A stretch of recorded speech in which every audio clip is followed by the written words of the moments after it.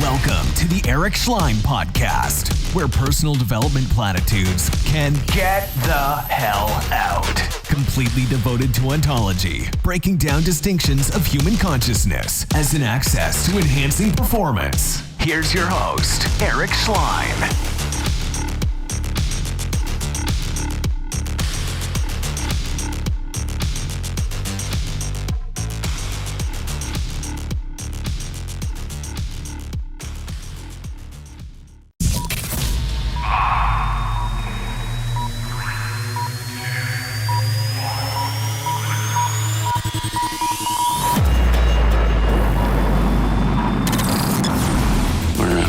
Get us out of here. Let's go. Let's go. 5, 4, 3, 2, 1. The Eric Schleien Podcast.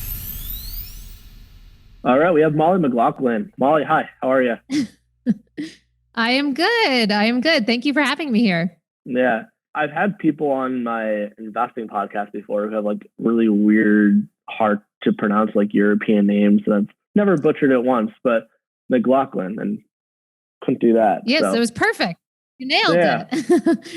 It's anyway, a pretty phonetic spelling too. Yeah. That's what it is. It kind of caught me by surprise. I've actually never said your last name. Like I've known you for a few years, but I've never said McGlocklin. I hear it in my head, but then when I say it, I have to think about it. I totally get that. Fucks with my tongue. Yeah. So where are you based right now? So right now, my boyfriend and I have been in Vegas for most of the lockdown, actually. It has served as a surprisingly nice place to kind of hunker down throughout the course of, all that's this year has brought, really. Cool. So how's Vegas? It is great. And I'm sure we'll get into this with the sleep topic, but a lot of what I'm doing with sleep is looking at circadian rhythm optimization. So a lot of light exposure. And because Vegas is one of the top 20 sunniest places on the globe, then I'm pretty into the amount of vitamin D that you can kind of build over here. Okay. With the pandemic and everything, I mean, is it mostly like the strip closed, or is it like weird? What's that like? Definitely weird on the strip for sure. It's just odd seeing droves of people in mass, and sometimes not droves of people, sometimes just, really an empty experience over there. We aren't on the strip, so we don't actually go there too often. Previously, we're half based in Manhattan and half based over here. But one of the things that we've now learned of being kind of around a bit more locals is that a lot of the locals just don't go to the strip that often. It's kind of almost like in Manhattan, you don't go to Times Square. Times Square. Yeah. Yes. Yeah. I've heard that. I've never been to Vegas, actually. Oh, interesting. All right, well, come on over. Yeah, everyone thinks I've been to Vegas. Even yesterday, someone texted me like, "I'm sure you've already been to Vegas, but do you want to come out?" I'm like, "Nope, never been to Vegas." Literally just came up last night in a text. That's so funny. What are the chances? Yeah, I mean, it's an interesting place. It's, just last week I'd been out to brunch the other week I'd been out to brunch with a friend, and while we're sitting there, we're like, let's go hiking. And you can just drive. It was like 10-minute drive to go to the Red Rocks. So it's an odd thing where there's kind of like the access to nature and the proximity, and you're right near like Utah and a few other spots. But then of course there's like a Times Square version of a lot of activities normally when COVID's not happening right there. It is desert, right? I mean, it is mostly desert. Totally desert. The strip, right? Oh yeah, very like quiet, sort of low key desert vibes outside of the craziness of the strip. Weird. Yeah. What have you been up to? What have you been doing? You're always doing something. I know. That's very well said. So basically, I would say that this year has been really transformative for myself and certainly my business. And despite obviously having a whole set of plans that didn't go quite the way we had originally intended, it ended up being a really nice time to kind of focus on my business, expand that. Have been on over 80 podcasts this year on the topic of sleep as guesting, and then had launched my podcast earlier this year. And recently it got ranked as the top 6 out of the top 30 sleep advice podcasts by FeedSpot. So that was exciting.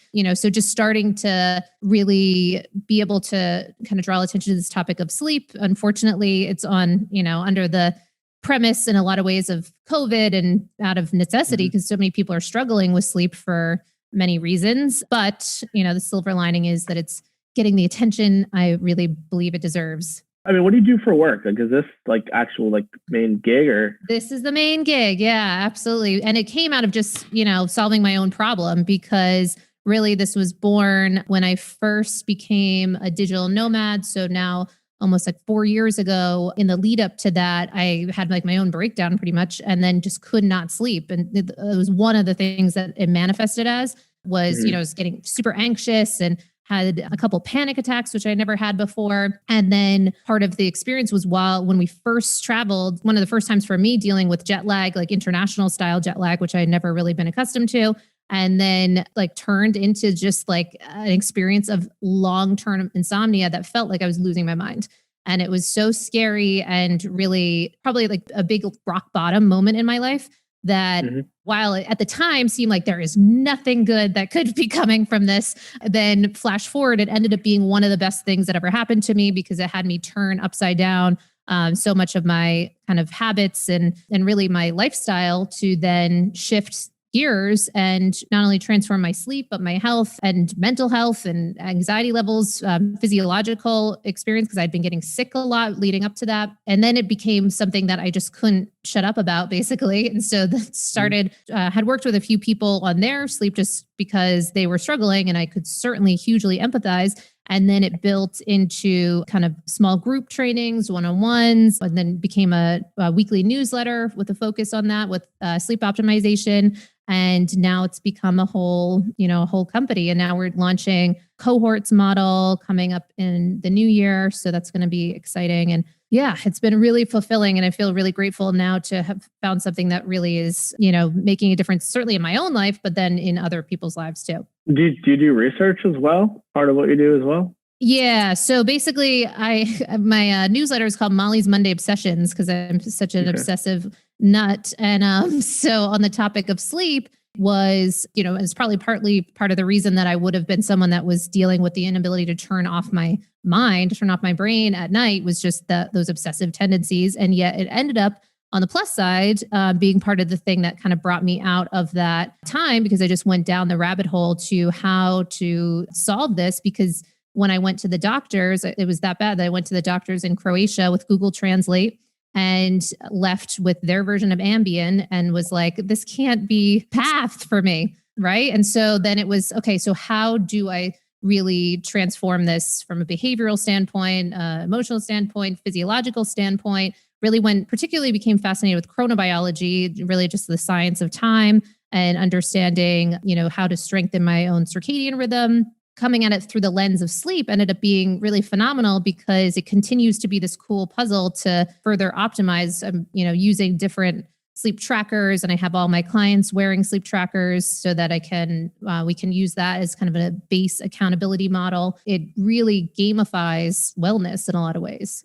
Interesting. No, I guess what I was asking before about research, are you conducting studies yourself? That's what I see what you're saying. Oh yeah, of course. So we haven't held our own studies, but what has been cool is, as a facet of just logging kind of large scale data, that's been intriguing to be able to, kind of just from an anecdotal perspective, but certainly then one of the things that we're going to do with the cohorts model is going to be similar to almost what some of these continuous glucose monitor companies are starting to do. I don't know if you've seen them kind of popping up a lot. And we ran a kind of cool, it's very small. There's only 12 people on it, but we had a dashboard with levels, continuous glucose company looking at glucose levels as it relates to sleep. So we're overlaying that with Oura Ring data. And that was pretty insightful, because then we're able to see because what we're trying to look at for that was the correlation between drop in glucose levels and wake ups throughout the course of the night. Because why that's kind of a new frontier is that as of right now, it's really notoriously tricky to find glucose information for people that aren't either diabetic or pre-diabetic.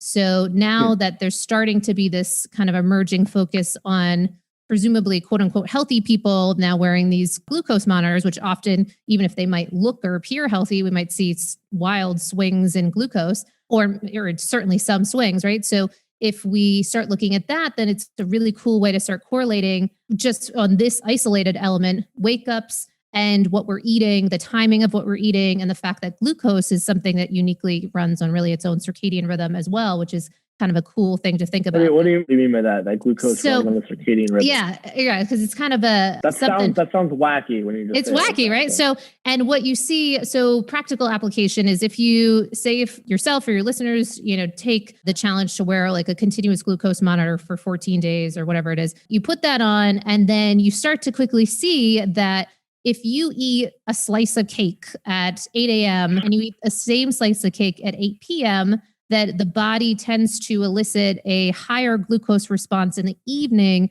versus the morning. So meaning that there is this kind of circadian nature to even our ability to process or for the glucose levels to stay stabilized later on in the evening. And if we think about it, all of the things that I'm doing with sleep as a skill is really hearkening back to like hunter-gatherer days in a lot of ways. And if you think about hunter-gatherer days, certainly we wouldn't have most likely been eating much past sunset, because would we have been able to have refrigeration processes? No. Would we have been able to go hunting in pitch black? Unlikely. All these things we wouldn't be eating in the same way we are now, really post sunset. And if you think about it, I mean, certainly for me, again, to use myself as an example, for years I was living like a bat or something and upside down. Right. It was pretty much, going to bed late, eating late, watching whatever, popcorn with Netflix and wine or something.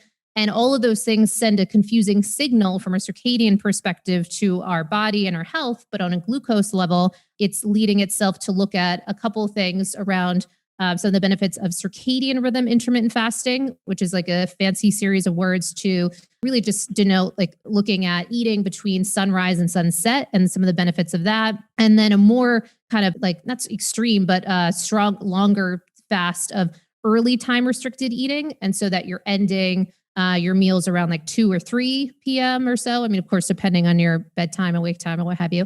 And so I practice a little bit in between the two of those for the most part. So ending my meals early, and then we see the glucose benefits that can come from that. And so if you're measuring with those continuous glucose monitors, you can start to see that. And how that relates with sleep, of course, is that one of the top things that we look at if people are complaining of a lot of frequent wake-ups, there's a number of reasons that could be at the source point of frequent wake-ups, but barring, say, like, some sort of clear physiological ailment, what have you, from a behavioral standpoint, the instability of blood sugar throughout the course of the night can really cause those frequent wake-ups, and also the type of wake-ups that have you up, that are like the annoying type of wake-ups and the reason for that is when you have that stark drop in glucose, then the body kind of freaks out momentarily, then releases cortisol and adrenaline. And so of course, cortisol and adrenaline are kind of the antithesis of what we want while we're, in the middle of a sleep period. And so that can be those type of wake-ups where you're just like, why am I like wide awake at 4 a.m. or whatever it is? And why is that? If it's in that area of the blood sugar concern, then that's relating to some of those drops in glucose. And sometimes it can also be difficulty with sleep latency. Say if you have elevated blood sugar before going to bed, and often that can actually have a like kind of thermal regulation effect, and your body temperature is really important to sleep quality and quantity. And so if your body temperature is going up when you're aiming to go to bed, that can be, those are counter signs to the body of the normal function that we would have in order to get ourselves sleepy. So that can impact our sleep latency numbers and just make it harder to fall asleep, basically. Yeah. When you've been, researching and doing your work with clients, is there anything that like, if I was to ask, what's the weirdest, most just non-intuitive thing that you've discovered? Is there anything that's just like completely bizarre that makes a huge difference that you would never think would, and it's like almost across the board? Okay, so this one, if you're in like biohacker sphere, then this might not be as outlandish, but for people that haven't heard of this, it can occur as very weird, which is mouth taping. Are you familiar with that? I've heard of this, yes. But go ahead with it, yeah. Sure. Okay. So mouth taping can actually can cause a clear measurable difference in your sleep stats, depending on the person and their kind of habits. But so what you do is you just tape your mouth before you go to sleep, which, the whole process can be a little odd and actually can take people, I usually suggest, that they're giving it about a week just to even get comfortable and used to that. Some people have like anxious, kind of panicky response to the sense that, they can't breathe as well or whatever. What if your nose gets congested in the middle of the night? Like, what the fuck? Yeah. So one of the things about that is that we're training for breathing throughout the nose, certainly during the night, but then also we're trying to train for that during the daytime too. And that is something that if we're training for that, then for some people, if they are dealing with some of the congestion, then that can be something that you can do some of the like neti pot, like the nasal rinse and that sort of thing. But ideally, because if we're looking at quality of sleep and just overall health and our ability to stay in more of a parasympathetic state, the ability to breathe through our nose is really an important element of that. There's a book that is getting a lot of buzz called Breathe with James Nestor, put that out. And he was a part of actually speaking to the different studies conducted. He volunteered himself to do the opposite, where he plugged up his nose for a study and then to look at what would the quality of his sleep be if he was only mouth breathing exclusively. And, spoiler, the results really, really stunk. The quality of his sleep was very, very measurably, going down for the results that we want to get. So what you can see is and it really helps if you have a sleep tracker, because then you can see your respiratory rate numbers, which is just, the amount of breaths that you're taking per minute while you're sleeping. And then if you try the mouth taping, and then for many people, you'll see like a real measurable difference, and that can help with the motivation to do something sort of weird like this. And then the other thing is that it's even been found to be beneficial for children too, that are mouth breathing or even can help with like grinding.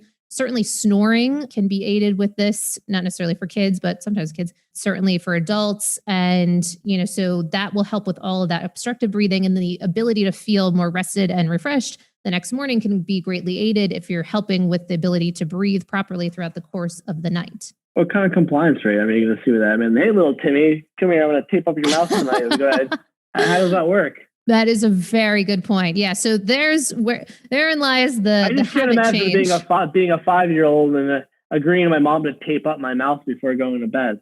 Yes, I hear you. So you have to be definitely very convincing parents. Part of some of the approach, and I don't work at all with kids or new parents or any of that stuff. I'm really you don't have kids yourself, right? And I don't have kids myself, so you're gonna be one of those moms that's like literally, come here, I'm gonna tape up your mouth. Like I'm like such a weirdo. I know. Oh my God. I've said that I would just be like the weirdest mom on the planet. Is your boyfriend like freaked out by that? Like, I mean, well, we've joked that if we had kids, we would be like helicopter parents, which are like the worst type of parents, arguably. And so we really have discussed this because it's a real question. Like, do we even want kids? I don't know, but it's a whole other topic for sure. But what I have heard from success rates for different people is one of the things that seems to be a winning formula for some parents is they're kind of leading by example and like, oh, it's this fun thing that we always do before bed, like tape our mouths, odd things, right? But such a weird image in my head right now of a whole family just sleeping with their mouths taped up.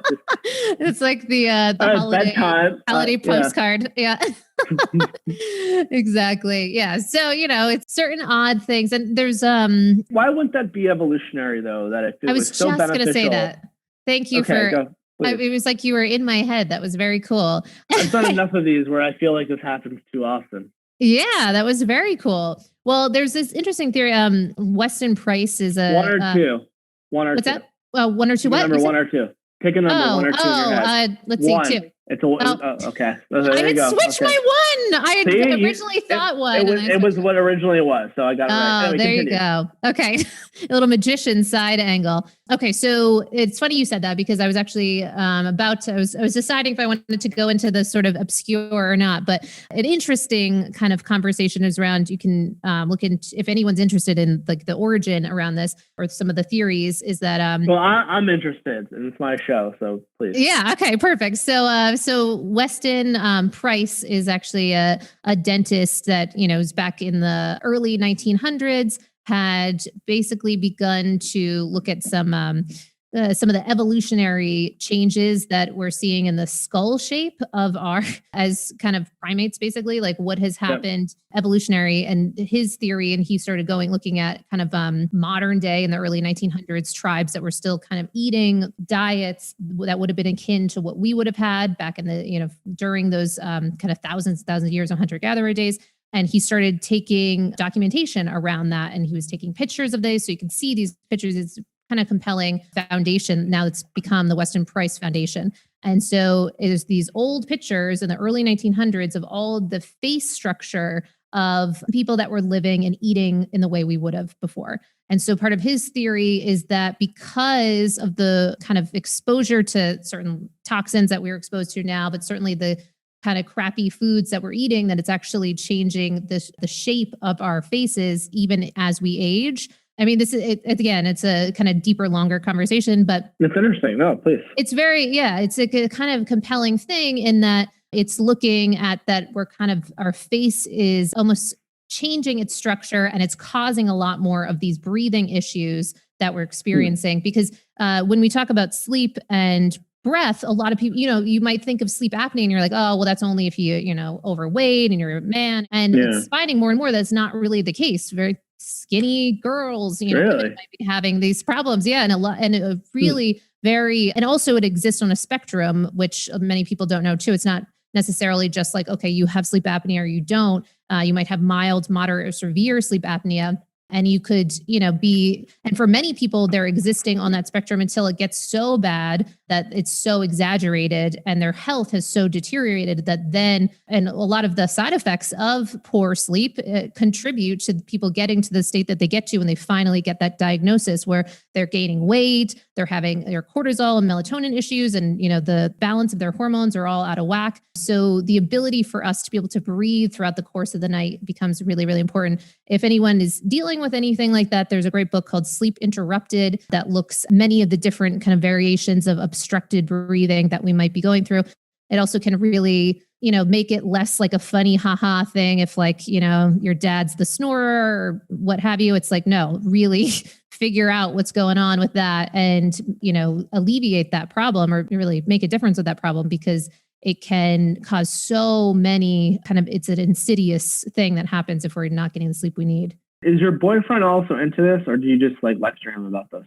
So it's so funny you said that. Literally this morning, he woke up and he goes, no, because his Oura ring had died over the course of the night and he hadn't charged it. And he was all excited because he was like, I had the best sleep. Oh, I can't wait to, whatever. And to check the stats. And then it had, died. So I mentioned that because one, that just happened this morning. We're laughing about it. But two, he kind of begrudgingly shifted over from that. So both of us were, like I said, really living like upside down schedule, like lifestyles. He has a couple businesses in poker. So you can certainly imagine that the poor sleep habits of poker players are very widespread. So for him, he was, wanted to maintain the certain things that he would do, like just high amounts of blue light at night, drink coffee late, do, all the things that he wants to just be able to do. When you say high amounts of blue light, you mean just like from like a computer screen or an iPhone or? So, and he's a big, both of us are kind of almost, we have to really work to not be full on workaholics. Like we have to really, really, bring in those boundaries and habits. But if left to, certainly if left to his own device, having the laptop up full brightness, maybe designing something, websites, whatever, and then just being hit with that it's really has a dopamine effect. And for those of us that kind of trend towards the kind of dopamine type experiences in life, that can be one of the things that you want to keep around until you realize how much of damage it's doing for your that chronobiology conversation. And what about I guess on the topic of blue lights, what about red light? Yes. I know. I got this on right now. Yeah, actually. What do you have on right now? So this is actually from Sauna Space. It's like this guy. Okay. So it's, yeah, that one's kind of cool. So it actually gives off heat too, but it is called the Photon. And Sauna Space is kind of interesting if you're at all someone, I know like the EMF conversation is very controversial. So, if you're someone that doesn't care about EMFs, great, then you can kind of have, there's a lot of different, red light items that you can have. If you're someone that does care about EMFs, then Sauna Space is one that's supposed to be, one of the lower amounts of EMF output.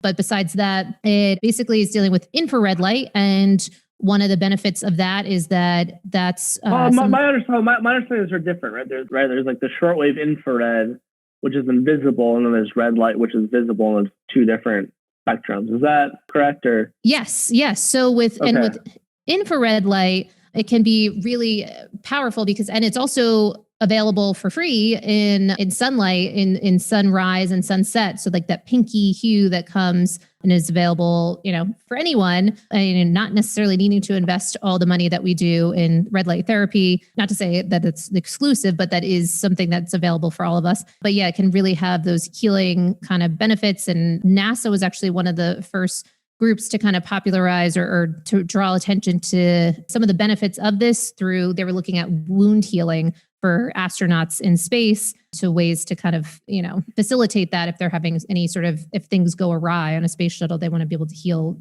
fast with velocity, essentially. And I've heard that using red light before bed can help you go to sleep or get better sleep. Is there truth to that? Yeah. So for a couple of reasons. And one of the overarching frameworks that we talk about at Sleep as a Skill is called circadian rhythm entrainment. And it's something that, you can open up any chronobiology textbook and really understand that we can entrain our circadian rhythm, and that our circadian rhythm exists on a weak or a strong spectrum. And that, I would make the argument that most of us, certainly in the Western society, would be operating closer to a weak side of our circadian rhythm, meaning that just the signaling process for our bodies to be able to know, like, okay, it's time to get up, get up with velocity, have a nice raise in cortisol in the morning, and then a drop in the evening, and then shifting over to melatonin at night. If that's really strong, it just sort of happens. And it's like, the friends that you go out with, and they still always get sleepy at the same time that they always go to bed. Mm-hmm. They always wake up at the same time they wake up. I'm jealous of those people, honestly. Right. Right. And a lot of it can do from just their cueing mechanisms around their environment. And so if you think about it again, from like that evolutionary perspective, if we were basically sleeping more outside within nature, and the sun is rising, so the cue of the sun, the light, but then also the cue of its accompanying temperature, because it's warming up the earth around you. Those two cues act as a very huge, very clear evolutionary signal to, as diurnal creatures, we're meant to be active during the day and at rest at night. And so we would have gone through that process of kind of, you only have a certain amount of sunlight throughout the course of the day. And then when the sun sets, it's like really party over. Later on in history, we discovered fire. Like I've read that hunter-gatherers, or if you live in an environment, like even before electricity, that traditionally that you had like 2 sleeps in the night. Yeah. So, and that was kind of popularized too, understanding a particular theory that it's likely that we did have some time where we would have woke up and we might have like had sex or, talked about things or, different things that might have happened.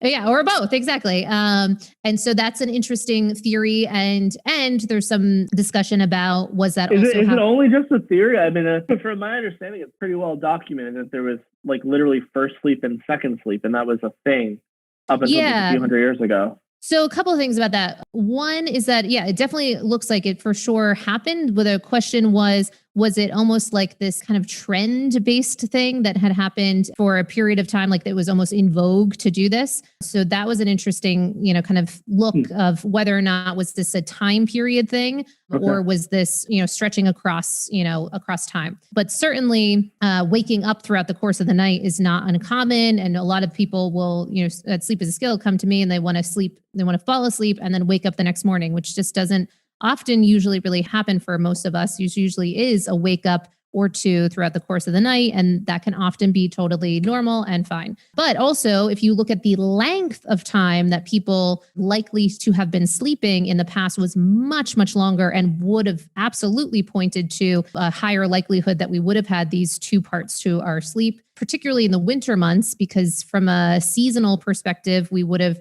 actually just, augmented the total sleep time that we would have had during the winter. And that really sets us up to have that kind of 2-part system to our sleep. And, getting back to the red light element, part of the reason that can be valuable for people is that if you're training yourself if we're trying to like almost have our cake and eat it too, to be able to now be a part of whatever, watch Game of Thrones or something, but still maintain that kind of function of the cortisol rise and fall, and then that accompanying melatonin rise, then red light can be a nice little hack to ensure that we're not impacting the quality of our melatonin production in the evening. So do that after you watch Game of Thrones? or even during Game of Thrones. And so, well, it's a couple of things. So one of the recommendations, and this is a really interesting thing I just had attended Sleep 2020. It's usually live, but online conference. And, it's all these great sleep researchers and doctors and together, the real takeaway out of this entire, well, not the real, but one of the big takeaways out of this entire thing was bright days, dim nights. And I mean, literally that can be one of the clearest ways to help assist with the automaticity of our sleep. But one of the recommendations is actually putting on candles in the evening. And this was something and this was another researcher that had done a really interesting study with NASA, specifically looking at static lighting versus dynamic lighting and how much of a difference that made on melatonin production. And that's a big deal for astronauts because while they're in space, on average, the sun is rising and setting, around every 90 minutes, which can be very, very confusing to the body. It's like, what are you doing? What's up? What's down? Right. So they do a lot with circadian health to ensure that they're keeping their astronauts on a 24-hour rhythm versus that sort of crazy rhythm. Yeah, let me ask you something. There's so much to unpack. I feel like you talk about candles. You could probably talk an hour on candles if you wanted to. Or and then depending on the kind of candle, you could probably talk an hour on each kind of candle. I'm almost thinking, I know we only have about an hour. I'd almost want to make this kind of like an introductory to just sleep concepts, and we'll have a bunch of different links in the show notes, and you can kind of send me any resources or materials for people. I mean, some people listening to be interested and want to just do more of their own research. You want to come back sometime and maybe even just do a few where, each time we could just drill down on like one or two specific topics. I think that'd be very useful for people. There's so much. And I don't want to try to talk about everything because we're not going to get to everything. And I'm just like blown away how much there is by something that I don't think most of us think much about. Yeah. And that's the thing. And that's so, to really take it home. I really do believe in the name of this company that sleep is a skill. And I'm making this argument that it's really become a skill set, just like you would learn anything else, that we're at a point in history where it really is requiring that we kind of go back to school on this topic. And of course, I get the irony of this. Like, again, if you were to go back thousands of years and try to make that argument, it would probably fall on deaf ears. But, in 2016, the World Health Organization put out some stats claiming that the average person in America is spending over 90% of their days inside.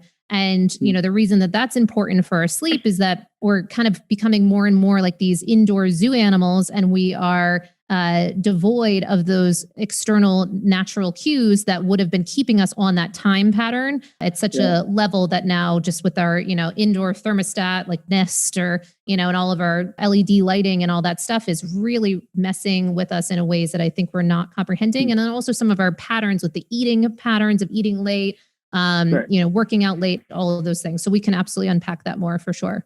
Right. Lighting, I feel like you could do 3 hours talking about lighting. Yeah. Why don't we stop here?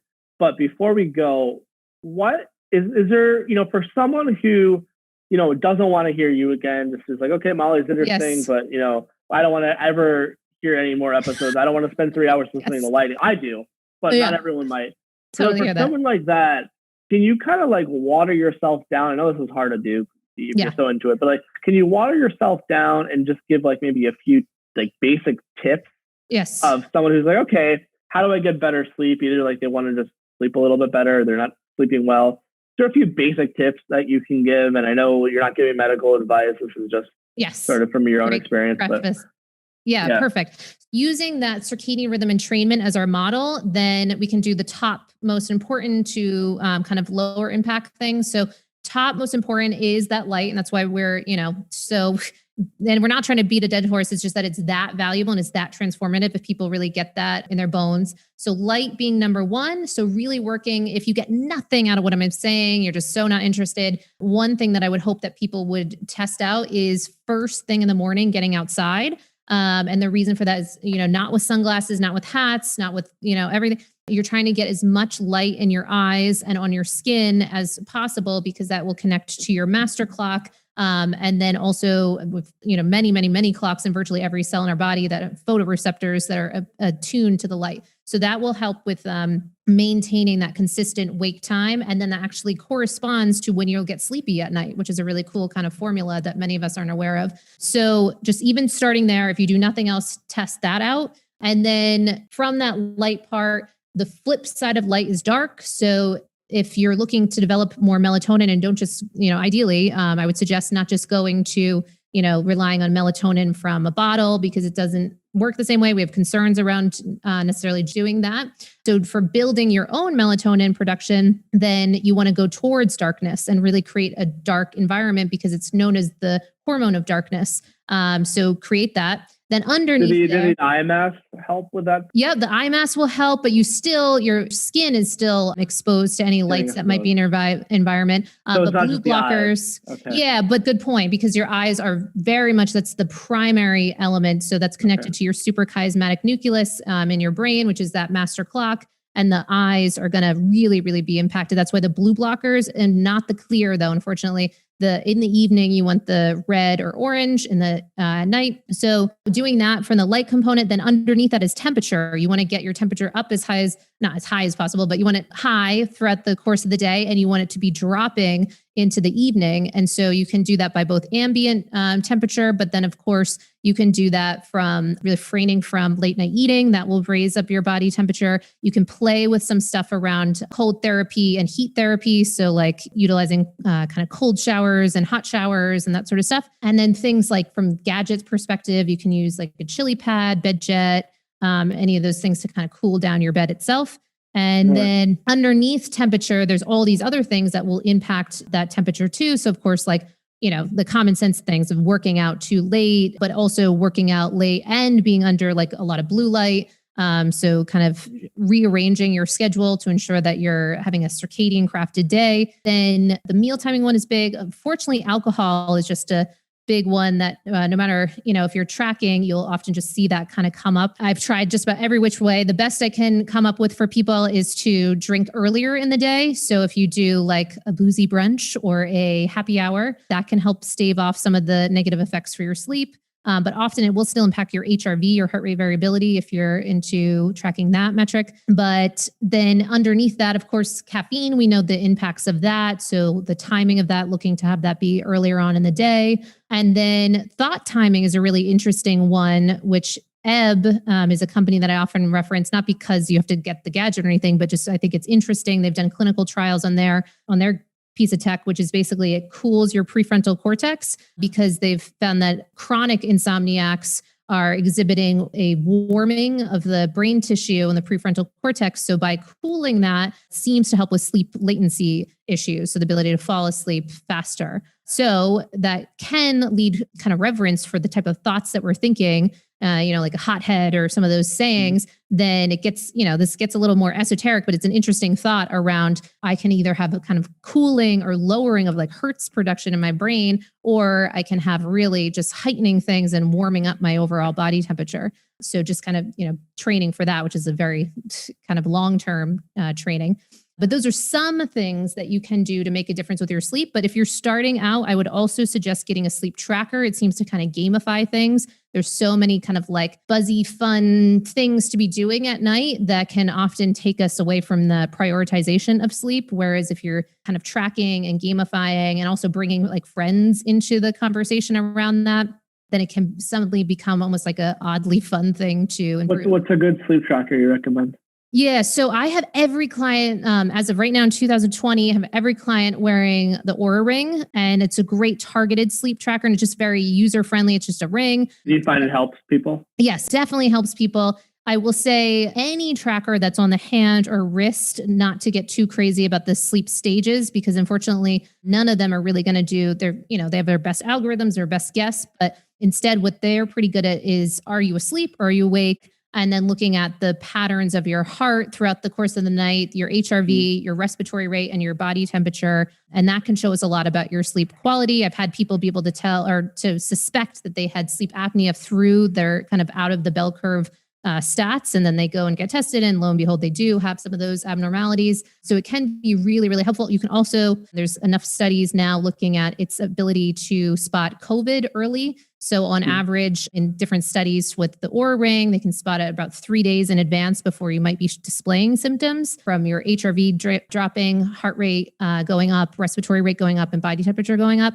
So that can be really helpful for overall health and well-being. And then in the future, I do anticipate that we'll see more brain-based ones. Right now, they're just, none of them are particularly comfortable, wearable over the long term. They kind of fall off and that sort of thing. But of course, that would be, those are ideal because we'd be able to get more of an understanding of what your brain's doing while you're sleeping. Interesting. Well, anyway, Mollie, this was fascinating. Definitely have to have you back on to go a bit deeper into some of these topics. If you could do me a favor, shoot me an email with just some recommendations of some of these products. Sure. People might hear this, not really know necessarily what to buy.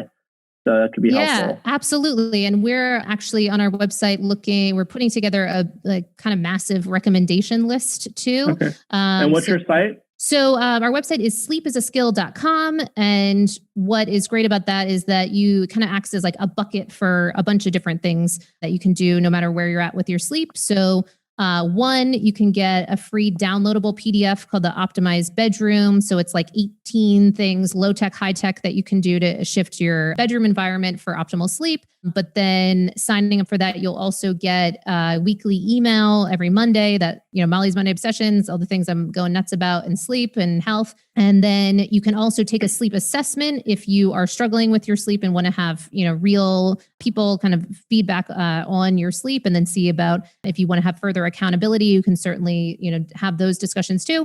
And then we do have the Sleep is a Skill podcast on there as well, with weekly episodes that come out on that. So lots of different ways to kind of get into that conversation. All right, cool. Well, anyway, it was a pleasure to have you on, and have a great rest of your night. Oh, thank you. You too. And great sleep to you.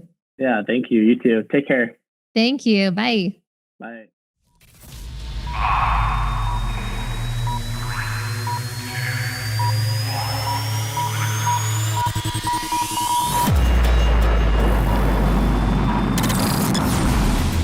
Can't you get us out of here? Let's go. Let's go. 5, 4, 3, 2, 1. The Eric Schleien Podcast.